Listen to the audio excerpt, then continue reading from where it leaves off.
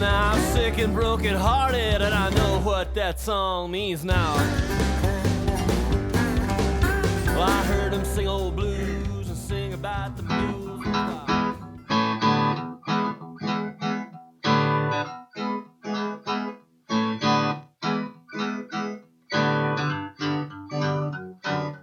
Dig, dig, grave digger, dig, grave digger, dig.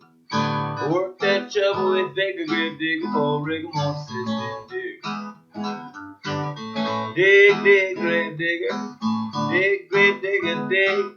That big old hole just keeps getting bigger, so dig, grave digger, dig.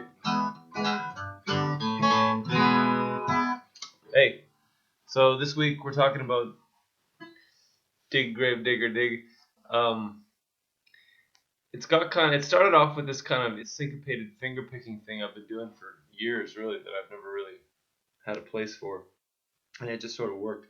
But I've had this finger pattern that I've been doing for years. It's like syncopated between the pick and these fingers, so it's like.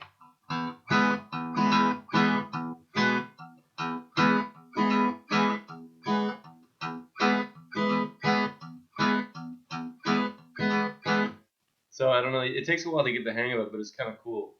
So the thumb and the fingers, sometimes they hit at the same time, sometimes they hit at opposite times. That's what syncopation is.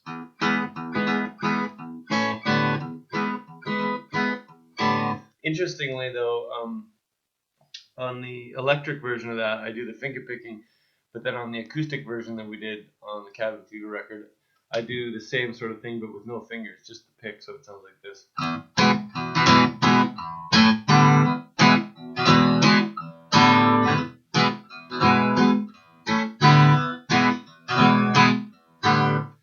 And it was sort of an off the cuff, sort of on the fly decision to do that, but I kind of felt that the instrumentation that was being used on the acoustic version worked better that way, what Grant was doing. But it's an interesting case study, this song, because a lot of times I'll start a song and I'll have a particular riff or musical device on the guitar that I'm doing, and then I'll go with the vocal and I'll work on it for months and months and I'll have it together. And then when the band gets a hold of it, they do a bunch of stuff, and sometimes Grant on the electric guitar sort of does something that basically mimics what I'm doing on the acoustic. So at that point, I sometimes stop doing what I originally did. So it's kind of an interesting process because I'll start with something that might be sort of complex on the acoustic, and then I'll learn to play it that way, write the song that way, and then when the band gets a hold of it, the guys in the band will sort of base their rhythmic feel off of what I'm doing on the guitar. And sometimes it gets to the point where they take over the rhythm entirely, and it makes more sense for me to play something really simple underneath it, especially live, because it just sometimes simpler is better. But it's interesting because some of the more complex guitar parts that I write on acoustic while I'm writing the song, I actually never end up playing on the records, and it just sort of acts as a sort of a germ of an idea for the band to launch off of. So. Grant sort of, in this song, Grant plays the I think it's a dobro or a resonator or whatever you call it. He plays with the slide, and he basically does that syncopated rhythm or something like it. And his guitar on the record and live speaks much more clearly than my acoustic does, so it's better to let him do it. And I sort of revert to something more simple sometimes. Same thing happened on Counterfeiters Blues, actually. But that's not a bad thing. It's good, actually. It's sort of a advanced band arrangement, fourth year graduate course kind of a thing. Because it's after a long time you sort of get the sense of, when you play live a lot, you sort of get the sense of you stop thinking about what you're doing specifically and start thinking about what the band is doing as a whole. And not only that, you start thinking about how that translates through the sound system.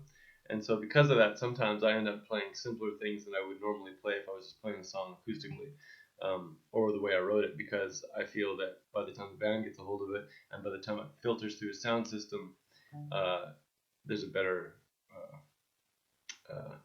option for me, just because I don't want things to sound too muddy or too overly complex live. It's better to have the band do it and I just play something simple, then I can focus on singing. So anyway, that's kind of a roundabout discussion of sort of like lofty, high-end arrangement techniques. But anyway, back to the song Gravedigger. It's kind of a fun one. I wrote it in New York. It was one of the very last songs I wrote for this record. And like I say, I had the guitar riff in my head for months or maybe years, I don't know. But it's one of the first songs that I've kind of deliberately built in a really cool audience participation part. Because once the bridge comes, like the chorus goes through, and then once the bridge comes, everything drops out, and it's just dig, dig, grave digger, dig, grave digger, dig, work that shovel with dig. You know, even white people can get that one.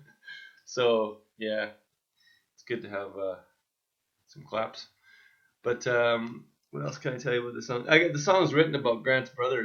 Grant's brother Scott he's a gravedigger. He's a caretaker and gravedigger at a cemetery in Calgary. So this is sort of a tribute to his expertise.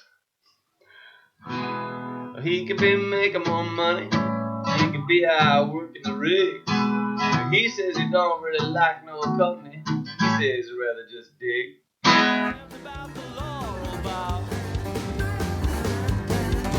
Well, my legs have both been shattered, and I know what that song means now.